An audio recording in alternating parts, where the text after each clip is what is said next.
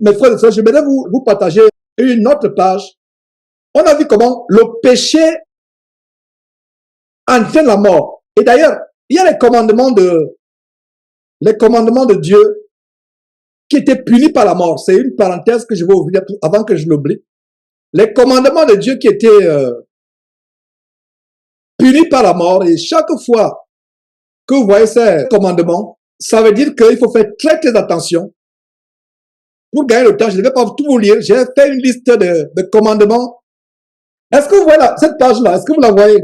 Quelques commandements de Dieu dont la violation est sanctionnée par la peine de mort. Je prends le temps tout simplement de faire circuler cela. Pourquoi je parlais comment le péché entraîne la mort. Et nous qui sommes dans cette administration, dans cette ère après Jésus-Christ, nous ne sommes plus dans l'Ancien Testament. Mais nous devons savoir que si Dieu punissait un péché dans l'Ancien Testament de mort, c'est un péché sérieux. C'est pas tous les péchés qui sont punis de mort dans l'Ancien Testament. Mais regardez est-ce que tout le monde voit ma page?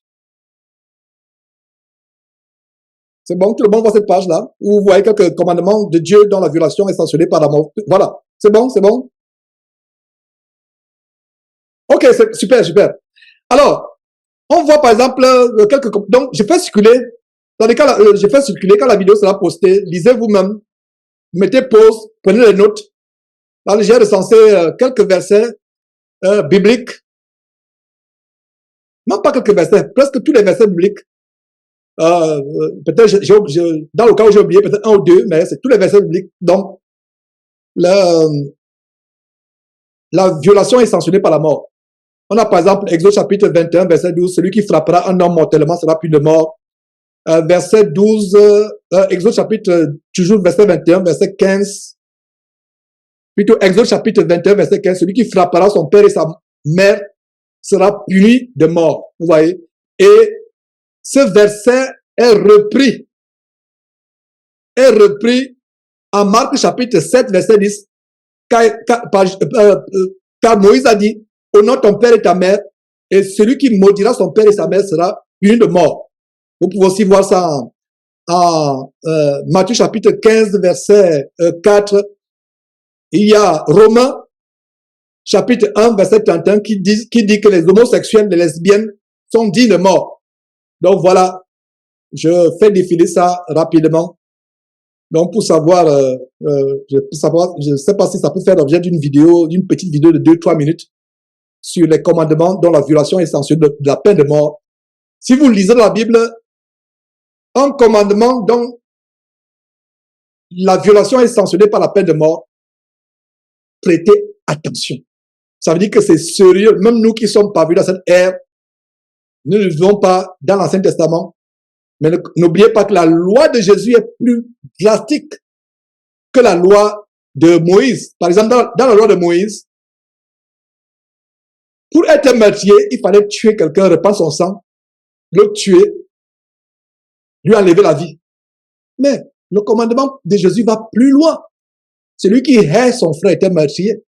Donc les gens disent que genre tu es légaliste. Je leur dis que vous ne connaissez pas la parole de Dieu, les Écritures. En Christ, la loi de Christ est plus drastique, plus radicale que celle de Moïse. Un autre exemple, l'adultère au temps de Moïse, c'était le fait de prendre un homme et une femme en flagrant délit de délit sexuel. On devait les lapider. Mais avec Jésus, on n'a pas besoin de vous prendre en flagrant délit. Il a dit quoi? Si tu convoites seulement dans ton cœur une femme, que ce soit dans la rue, que ce soit sur Internet, sur TikTok, tu as déjà commis l'adultère avec elle. Donc, voilà, mes frères, notez ces versets, mettez pause plus tard. Si vous pouvez couper cette partie, coupez cette partie. Et vous avez tous les versets, j'imagine, qui vous montrent des commandements qui étaient punis de mort. Donc, j'arrête le partage et je continue l'enseignement avec cette très bonne nouvelle, à savoir que Jésus-Christ est celui qui est venu mettre fin à la mort, qui donne la victoire sur la mort.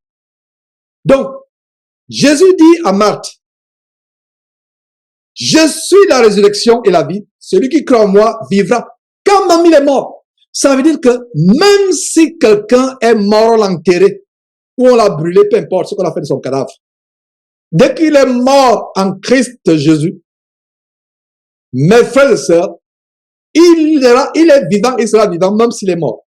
Mais la bonne nouvelle, c'est que Jésus dit qu'il est la résurrection. Il n'a pas dit il l'a. Parce que tu peux avoir la résurrection, tu donnes. Non, il est. Et qu'est-ce que nous verrons en Colossiens chapitre 1, verset 27?